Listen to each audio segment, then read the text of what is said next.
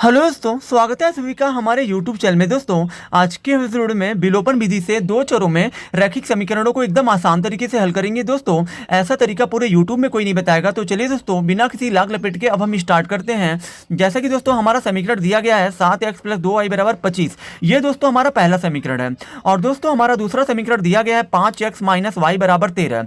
अब दोस्तों कभी भी दोस्तों दो चरों में रैखिक समीकरणों को अगर दोस्तों आपको विलोपन विधि से हल करना है तो दोस्तों ये इसको दोस्तों हल करना बहुत ही आसान है। चाहे जो भी समीकरण हो दोस्तों, आप दोस्तों इस समीकरण के माध्यम से जो भी आप समझेंगे दोस्तों यही जो है यही दोस्तों विधि सारे प्रश्नों पे लागू होगी। तो चलिए दोस्तों अब हम लिखते हैं हल में दोस्तों आपको क्या करना है। दोस्तों आपको यहाँ पे लिखना है माना।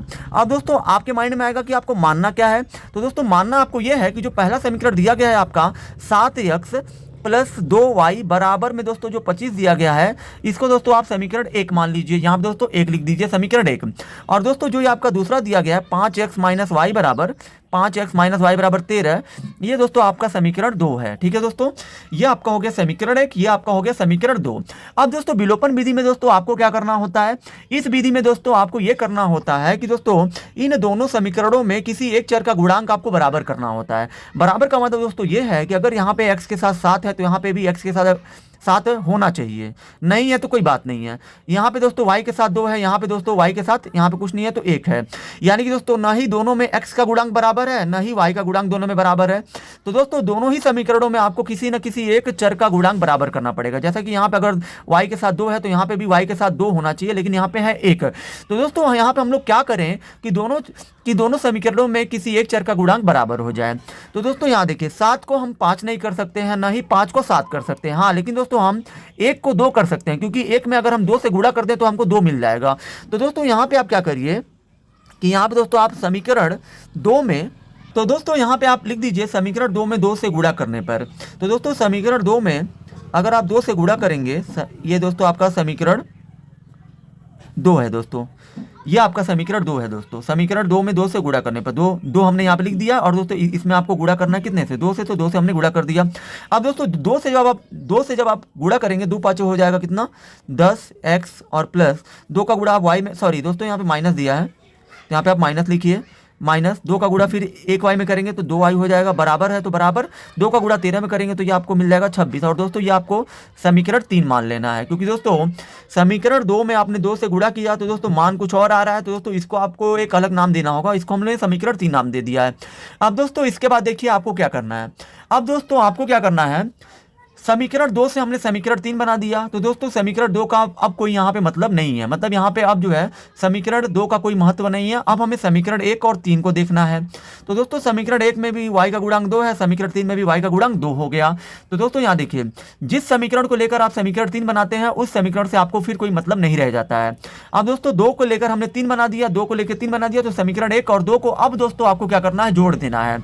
अब दोस्तों आप कहेंगे जोड़ना क्यों है, तो दोस्तों यहाँ देखिए कभी भी अगर समीकरण 1 और समीकरण 3 में अगर जो इन दोनों का चिन्ह यानी कि दोस्तों प्लस है, इसका चिन्ह दोस्तों क्या है, माइनस है। अगर दोस्तों इन दोनों का चिन्ह अगर समीकरण 1 और 2 का चिन्ह अगर विपरीत है, मध्य का चिन्ह, जैसे इन दोनों के मध्य प्लस है, इन दोनों के मध्य माइनस है, तो दोस्तों इस कंडीशन में आपको जोड़ना ही है। ठीक है दोस्तों, इस कंडीशन में आपको जोड़ देना है। दोस्तों यहाँ पे आपको लिख देना है समीकरण 1 व 3 को जोड़ने पर, यानी दोस्तों समीकरण 1 और 3 को आपको जोड़ना है। तो दोस्तों यहाँ देखिए समीकरण 1 को पहले आप लिख दीजिए, 7x + 2y = 25 दिया है, 1 हो गया दोस्तों ये। अब दोस्तों हमें किसको जोड़ना है, 3 को। तो 3 दोस्तों हमारा क्या दिया है, 10x - 2y बराबर यहाँ दोस्तों 26 है, तो यहाँ पे आप 26 लिख दीजिए। अब दोस्तों यहाँ देखिए जब आप दोस्तों इसको आप जोड़ेंगे तो दोस्तों यहाँ देखिए ये प्लस है 10 और 7 हो जाएगा ये आपका 17x। अब दोस्तों यहाँ देखिए प्लस 2y से माइनस 2y ये जो है दोस्तों आपका कट जाएगा, क्योंकि दोस्तों प्लस और माइनस हमेशा अगर समान पद है तो कट जाएंगे। और दोस्तों यहाँ देखिए 25 और 26 आपका हो जाएगा 51। तो दोस्तों यहाँ पे आपका हो गया 51, और इस 17 से आप 51 को काटेंगे तो 3 बार में कटेगा। और दोस्तों यहाँ से आपको x का मान मिल गया, x का मान दोस्तों आपको मिल गया 3। अब दोस्तों यहाँ देखिए, अब दोस्तों इस x का मान आपको क्या कर देना है, समीकरण 1 में रख देना है। समीकरण 1 में दोस्तों अगर आप रखते हो x का मान तो आपको y का भी मान मिल जाएगा। तो दोस्तों हम लोग दोस्तों यहाँ पे x का मान समीकरण 1 में रखेंगे। तो दोस्तों यहाँ पे आपको लिखना है समीकरण 1 में x = 3 रखने पर, क्योंकि दोस्तों x का मान हमें 3 मिला है। अब दोस्तों समीकरण 1 आपका दिया क्या है, तो दोस्तों वो आपका दिया है 7x + 2y बराबर 25 दिया है। तो दोस्तों यहाँ देखिए 7 है तो 7 लिखिए, 7 और x के बीच में यहाँ पे कुछ नहीं है तो गुणा है। x का मान दोस्तों यहाँ पे कितना 3 है तो 3 लिखिए, प्लस यहाँ पे 2y है तो 2y बराबर में 25 है तो 25। अब दोस्तों यहाँ देखिए ये आपका हो जाएगा 7 त्रिके 21 और प्लस ये आपका 2y है तो 2y लिखिए, बराबर में दोस्तों 25 है तो 25। अब दोस्तों ये 2y को आप छोड़ दीजिए इधर ही, ये आपका 25 है तो 25 प्लस 21 को भेज दीजिए, 25 के पास हो जाएगा -21। अब दोस्तों यहाँ पे 2y बराबर 25 में से 21 गया 4 आएगा और 2 से आप 4 को काटेंगे 2 बार में कटेगा। और यहाँ पे दोस्तों आपका जो सॉरी या आपका दोस्तों जो y का मान है, y बराबर कितना दोस्तों मिल गया 2, तो यहाँ पे आपको लिख देना है 2। और दोस्तों हमें दोस्तों विलोपन विधि से जो हल करने के लिए बोला गया था दोस्तों, ये विलोपन विधि से हम हल करने का मतलब ये होता है कि हमें x और y का मान निकालना है। तो दोस्तों यहाँ देखिए x का मान आपको जो अंत में लिखना आता है, x बराबर यहाँ पे 3 हो गया और कामा y बराबर दोस्तों जो मान आया है वो 2 आया है 2। तो दोस्तों यही आपका इस प्रश्न का हल होगा, यानी कि दोस्तों उत्तर होगा। आई होप कि दोस्तों आप सभी को ये वीडियो बहुत ही ज़्यादा पसंद आई होगी। अगर आप हमारे चैनल पर नए हैं तो हमारे चैनल को सब्सक्राइब जरूर करें।